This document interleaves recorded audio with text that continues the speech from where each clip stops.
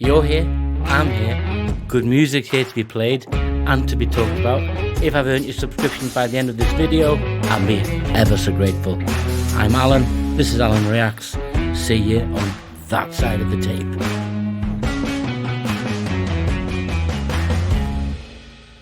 So you've joined me on this side of the tape.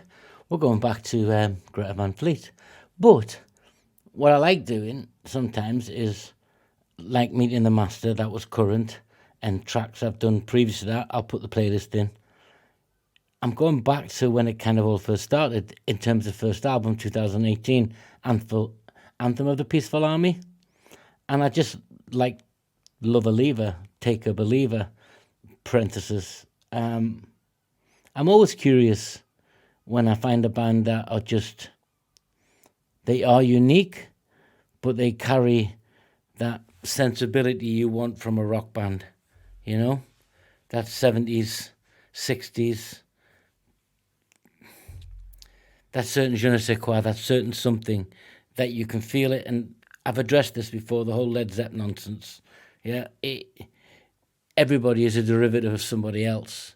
There are very few uniques, and even if they're unique 80%, they've still somebody else still influenced them. I don't care whether it was Bach, Beethoven, or the Beatles. Somebody influenced the band that's playing today, and if not, they draw on the music of somebody else. It's just, that's the way it is. You can't exist without having a reference point to start something new.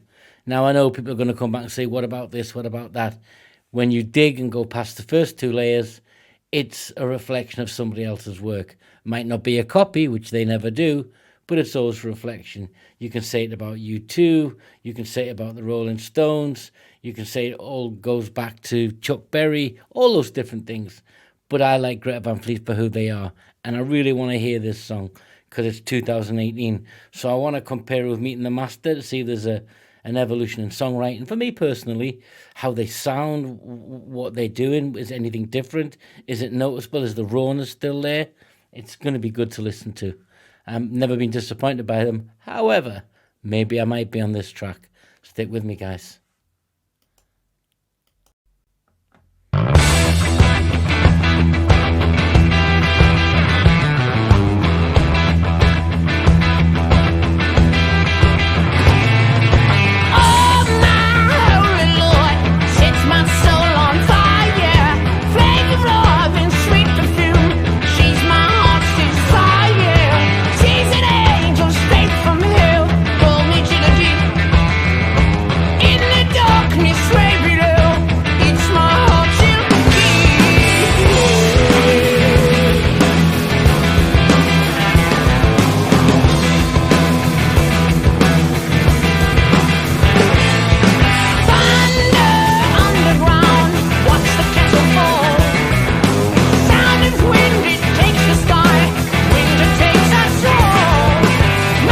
Love that sound, that punch, the drums, bass, lead, but it's not, they're not going so far as to wander off into solos, which when you watch, what's the Jack White?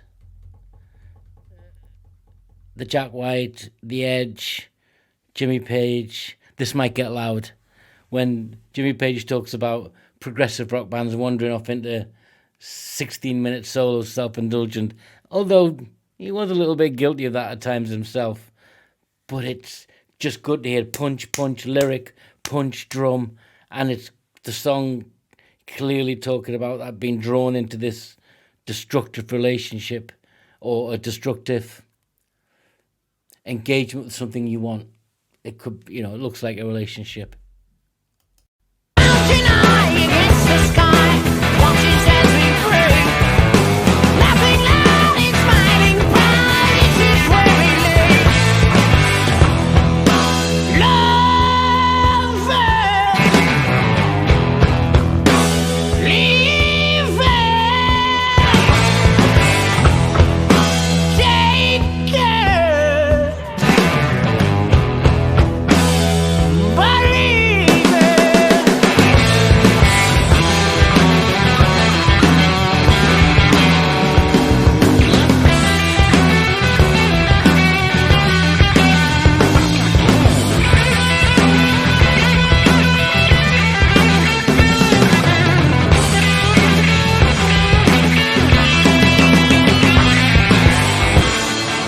just as I said in the last bit about not going off in the guitar solos, off he goes. But it fits, it works, I like it.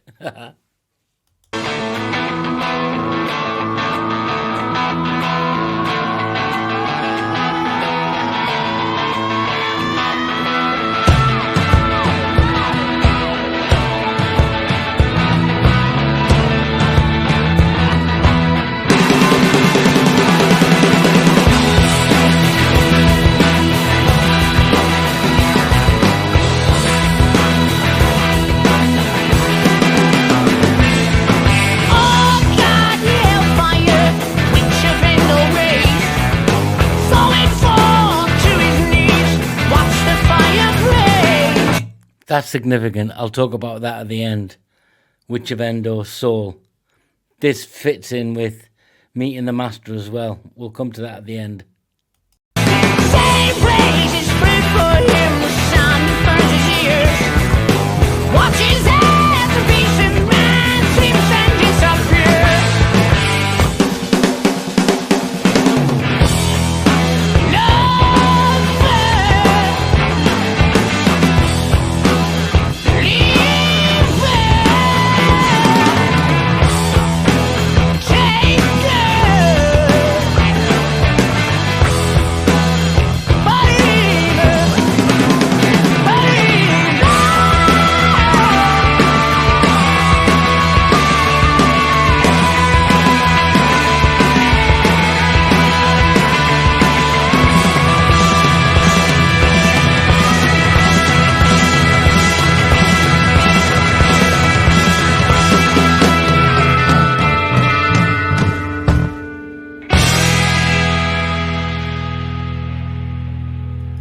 I love the music of that, the sound of it.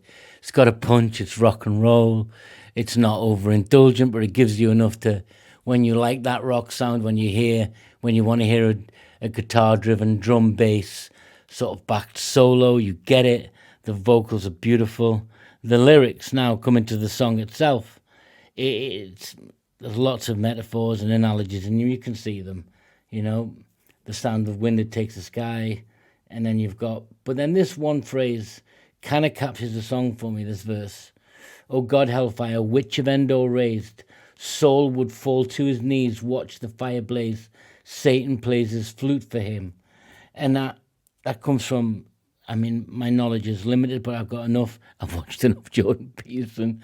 And I'm sure I've watched others on biblical lectures and things. And this is from the Old Testament, the book of Samuel, I think. Correct me, guys, if I'm wrong. I'm not here proselytizing religion. I'm saying they're experimenting with mysticism and religion in many different songs.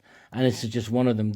It's the story where Saul, it's all going wrong. He goes to see the Witch of Endor, but disguised as somebody else, which is really against, and I'll probably butcher, I don't mean no disrespect, that you shouldn't be the Jewish value, the Jewish religion at the time, which Judeo-Christian values is you don't go to the dark side to try to achieve something good, because all you get is the dark side. And that's kind of what this is, the dark side, Star Wars, and Satan plays his flute for him. That's about what you find is you're being drawn into a false belief, a false action, and no matter what happens, if you go to that side, it's not justified, and this is the relationship, and he's been dragged into hell, but it's literally that sort of play on the danger of religion, or the danger of a relationship, the danger of everything, if you don't go there for the right reasons, if you go there naively, if you go there hoping for an outcome. And it can be all those things in that song. It just means to me that this song means if you get into a relationship and she's dragging you down to hell, that's it. That's where you're being dragged unless you decide not to be, kind of thing. And no matter what you do to try and solve it, it is where you end up. It's full circle back to that sort of bad place. And you can do that. You could say that being attracted to religion, being attracted to alcohol, substances, all those different things. So it's cool. You can play with it. And I like that. Have they evolved? I don't know enough about them yet, but Meeting the Master was clearly, and certain songs, but I liked Heat Above and all those different things. I just like what they make me think. They make me enjoy the song, think about the lyrics. Clearly, it's educated. Clearly, it's telling a story, but there's enough in there for it to be up to you. And the music is punchy enough and rocky enough for you just not to be drawn into the lyrics, unless later when you've listened, you go, ooh, what was that about? Like what I'm doing here for you guys. But what I like best is when you get in the comments and tell me what you think. And that's what I like the most. If you've liked it, join in. If you don't like it, that's okay. There's plenty out here. YouTube's full of great professionals doing reactions, like Wings of Pegasus, like Rick Beato, like Elizabeth at the Charismatic Voice. I've noticed recently she's doing some with the music as well, breaking down the music, because she's a musician as well. I really like that. So yeah, there's plenty out there. I'm just giving you my corner of the world, and I hope you stick around. Till next time, guys, take care.